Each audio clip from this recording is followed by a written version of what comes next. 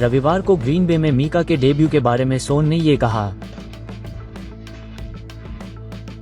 मैंने उसे जितना देखा मुझे लगा कि वो बिना किसी दबाव के मैदान में उतरने और खेलने में सक्षम था, और मैं ये बात साफ तौर पर कह सकता हूँ। और यह कहने के बाद मैं उसके अच्छे स्वास्थ्य की कामना करता हूँ। हे भगवान, मुझे आपसे ये पूछने से नफरत है कि जेरी ने जो कहा उसके बारे में आप क्या सोचते हैं? तो क्या जैसे कि डलास काउबॉय पर ध्यान केंद्रित करते हैं। मुझे पता है कि उन्होंने जेरी से एक सवाल पूछा था। वो हर हफ्ते अपना रेडियो शो करते हैं। मीका आए, उनकी पीठ में चोट नहीं थी। उन्होंने अपनी पीठ का इस्तेमाल किया ताकि वो बिना अभ्यास किए और अपनी पीठ में चोट लगाए अपना करार हासिल कर सकें। मुझे यकीन है कि कुछ बदलाव तो हुआ होगा। मैं समझता हूँ कि माइकल पार्सन्स के साथ क्या चल रहा था, लेकिन बातचीत में उनका होना, यह महसूस करना कि आपको किसी सवाल का जवाब देने की जरूरत है। वो अब वहाँ नहीं खेलते हैं, वो अब ग्रीन बे में हैं, और मुझे लगता है कि वह बेहतर भविष्य की ओर बढ़ रहे हैं। तो चलिए मीका को ग्रीन बे पैकर मानते हैं और डलास काउबॉय को गेम जीतने के लिए क्या करना होगा इस पर ध्यान देते हैं। मीका जीसस एक बिल्कुल अलग संगठन में आए हैं। वाह, तो मैंने नहीं सोचा था कि मुझे मीका के बारे में जेरी की बात का जवाब देना होगा। ये कभी खत्म नहीं होता। NFL सीजन का पहला हफ्ता जब वो यूनिफॉर्म में नहीं होता, यही मिलता है काउबॉय, यही मिलता है मेरे दोस्त। ओह, पार्सन्स ने 29 स्नैप खेले। उन्होंने लायंस के खिलाफ लगभग 45% संभावित प्ले खेले। उन्हें 3 बार दबाव का सामना करना पड़ा, जिसके परिणामस्वरूप एक सैक, एक इंटरसेप्शन, एक कंप्लीशन हुआ और 2 वाई का नुकसान हुआ। तो डैन क्विन, गुरुवार को आपके लोगों के खिलाफ उसके खेलने के बारे में आप क्या सोचते हैं? आप किसी खिलाड़ी का मुकाबला कैसे करते हैं? क्या यह अपरिहार्य है कि वो उस बैकफील्ड में ऐसे प्ले करने जा रहा है? क्या आप पूछ रहे हैं कि अगर मैं उसे बाहर करूं तो मैं क्या करूंगा? हाँ, मैं उसे इस हफ्ते एक छोटे हफ्ते के लिए बैठा दूंगा। ये क्लासिक DQ है। अधिक जानकारी के लिए हम रॉब डिमस्की को बुलाते हैं, जो जाहिर तौर पर पैकर्स को कवर करते हैं और हमारे लिए बहुत अच्छा काम करते हैं। ये वास्तव में एक छोटा हफ्ता है। जाहिर है ये गुरुवार की रात का खेल है। तो माइकल रॉब के लिए गेम प्लान क्या है? अच्छा, हाँ ना, अंदाजा लगाइए कि किसने तय किया कि पिछले रविवार को लायंस के खिलाफ अपने डेब्यू में माइकल पार्सन्स को कितना खेलना होगा? अच्छा, जवाब है माइकल पार्सन्स, या कम से कम उसने डिफेंसिव कोच को मना लिया कि उसे वो 29 स्नैप खेलने दिए जाएं जिनका आपने जिक्र किया। और ये समझ में आता है क्योंकि खेल के बाद पैकर्स के कोच मैट लफलर ने कहा कि यह उनकी उम्मीद से कहीं ज्यादा था कि पार्सन्स खेलेंगे, और उन्होंने मजाक में कहा कि वो जाँच करेंगे कि क्या हुआ। अच्छा, पार्सन्स ने अपनी बात इस तरह रखी, मैं हमेशा की तरह थका हुआ था, लेकिन आप जानते हैं दिन के अंत में जैसे कि आपको बस उस अगले खिलाड़ी से थोड़ा ज्यादा चाहना होता है, और मुझे लगता है कि बस यही बात है, और ये दृढ़ संकल्प है, यह इच्छा शक्ति है, ये कराहना है। आप जानते हैं जब आप थके हुए होते हैं तो वास्तव में जोर लगाना होता है, क्योंकि मैंने उनसे कहा था, आप जानते हैं दूसरे दिन जब वे मुझसे स्नैप काउंट के बारे में बात कर रहे थे तो मैंने कहा मेरा मतलब है हम गैस चला सकते हैं, हम अभ्यास कर सकते हैं और आप मुझे ये नाटक दे सकते हैं, हम गेंद तक दौड़ सकते हैं। लेकिन मैं ऐसा था दिन के अंत में जैसे आपको मुझे कुछ चीजों के लिए जोर लगाने देना होगा, आपको मुझे ऐसा करने देना होगा। आप जानते हैं थक जाना चाहिए और मैदान पर पस्त हो जाना चाहिए ताकि मैं बेहतर हो सकूं और उससे बेहतर हो सकूं। और आप जानते हैं तब ऐसा लगा ठीक है आपके प्रतिनिधि बढ़ सकते हैं, जैसे आपको वास्तव में कभी कभी खेलने के अपने अधिकार के लिए लड़ना पड़ता है।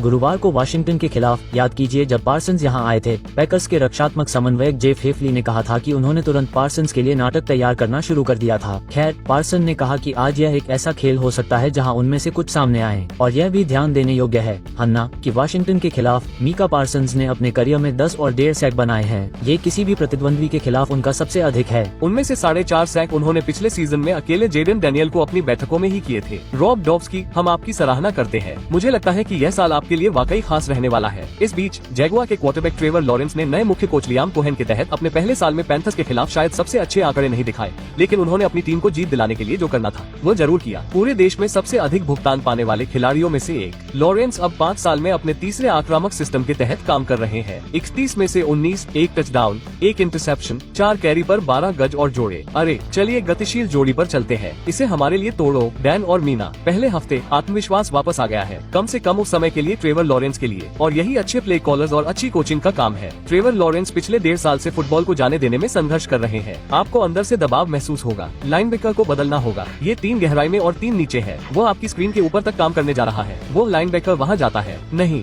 जल्दी से पीछे की ओर जाएं और उसे बदलें। अब 2 और 8 हमारे अपराध के लिए पहला डाउन बन जाता है। ट्रेवर लॉरेंस ने पिछले साल ऐसा नहीं किया था। इस बार यह एक छोटा इन और ऊपर एक कॉर्नर है। वो निकल डिफेंडर आपको बताता है कि फुटबॉल के साथ क्या करना है। यह 1, 2, 3 है। क्या वो उठा रहा है? हाँ, गेंद गेंद को अभी बाहर निकालो। कैच के बाद याद तो पहला और 20 क्योंकि पेनल्टी दूसरा और 9 हो जाता है। अब सुनो, मुझे ये दो, तुम मुझे ये दो। तुम्हें इस स्थिति में शीर्ष 5 खिलाड़ी मिले हैं। देखो कि उसने इस गेंद को डीप कल पर कितनी जल्दी काट दिया। वो गेंद अभी बाहर आ रही है। उस टाइट जोन में 3-4 डिफेंडर बैठे हैं और आपको घूर रहे हैं। इसे ढीला छोड़ो दोस्त, अपनी आंखों पर भरोसा करो और गेंद को उस जोन में उड़ने दो। और वो गेंद रिसीवर के पास जाकर एक बड़े बदलाव के लिए अटक गई। मेरे लिए आखिरी क्लिप हमें पिछले साल ट्रेवर लॉरेंस जैसा नहीं मिला था। वो डबल हिच, ट्रिपल हिच या फिर थ्रो ही नहीं होता। अगर उन्हें वो मिलता है तो उन्हें इस सीजन में एक अलग क्वार्टरबैक मिलेगा। मुझे लगता है कि आपने देखा कि उसे अपराध की संरचना पर भरोसा था और उसे ऐसा क्यों नहीं करना चाहिए। मेरा मतलब है लियाम कोहेन। मुझे लगता है कि इसका असर पहले से ही साफ है।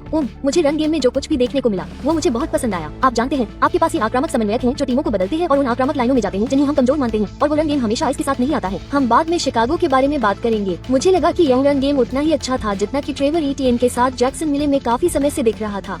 एक चीज जो मुझे सबसे ज्यादा पसंद आई वो ये कि उनके ज्यादातर धमाकेदार रन 12 खिलाड़ियों में से थे। स्प्लिट फ्लो, ब्रैंटन स्ट्रेंज, जिन्हें उन्होंने इवान इंग्राम से आगे बढ़ने के बाद अपने शुरुआती टाइट एंड के तौर पर चुना था। मुझे लगा कि उनकी ब्लॉकिंग शानदार थी। आक्रामक लाइन में कुछ नए खिलाड़ी भी हैं, बड़े ब्लॉक फेंक रहे हैं। रॉबर्ट हेनी, पैट्रिक मैकेरी, अगर वे इस गेम में जिस तरह से फुटबॉल चला सकते हैं तो यह अपराध है। डैन, आपने कैम वार्ड के कुछ टेप ट्वीट किए थे, है ना? आपने नंबर 1 ओवरऑल पिक में क्या देखा? वो एक खिलाड़ी है कैम, वो देखता है और उसे फेंक देता है। अगर 8 ड्रॉप न होते तो ये टीम डेनवर में ब्रोंकोस को हरा देती। मेरा मतलब है चौथे क्वार्टर में उनके 4 ड्रॉप थे और इसलिए मुझे लगता है कि अगर आप टाइटंस हैं तो आप वहां बैठे होंगे और सोच रहे होंगे हमारे क्वार्टरबैक ने इसे देखा। वो निडर है, वो अपने हाथ को लेकर आश्वस्त है। उन्हें बस अपने आसपास के लोगों को इसे थोड़ा और लगातार पकड़ने के लिए रखना होगा और उस गेंद की आदत डालनी होगी। जब आप उसे देखने के लिए अपना सिर घुमाते हैं तो वो उसके हाथ से निकलकर आपकी ओर आ रही होती है। हाँ, वे रविवार को राम की मेजबानी करते हैं। ठीक है, चलिए बस इसे जोड़ना था। हम अगले हफ्ते आपसे बात करेंगे डेट्रॉइट के साथ। वे पिछले सीजन में अपने कुल नुकसान के आधे से पहले ही पहुंच चुके हैं। उन्होंने लैम्बो में पैकर्स से 14 से लड़ाई लड़ी। उस हार के साथ ESPN एनालिटिक्स के अनुसार प्लेऑफ में पहुंचने की उनकी संभावना 67 से 39% तक गिर जाती है। NFC टीमों के बीच 9वां सबसे अधिक प्रतिशत, 28% की गिरावट। पहले सप्ताह से अब तक की सभी टीमों में सबसे बड़ी। तो स्वागु, कोई बेन जॉनसन नहीं, कोई आरोन ग्लेन नहीं। लायंस के लिए क्या गलत हुआ?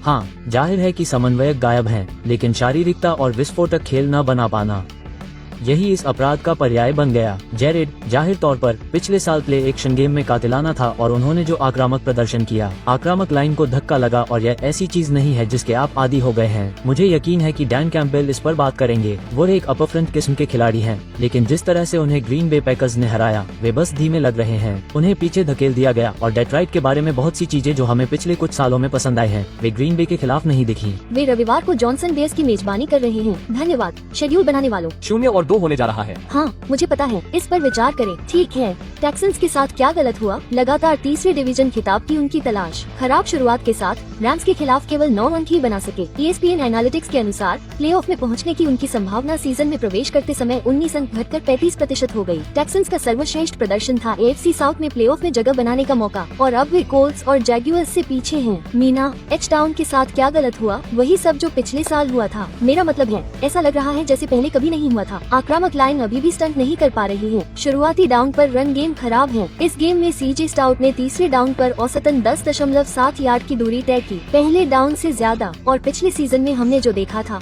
वही समस्याएं सामने आ रही हैं। वो लगातार घेरे में हैं। उन्होंने आक्रामक लाइन को ठीक नहीं किया। उनके लिए अच्छी बात है कि वे इसका पता लगा सकते हैं। यह एक लंबा सीजन है और हम सभी पूरी तरह से बेवकूफ हैं क्योंकि हमने उन्हें जीतने के लिए चुना था।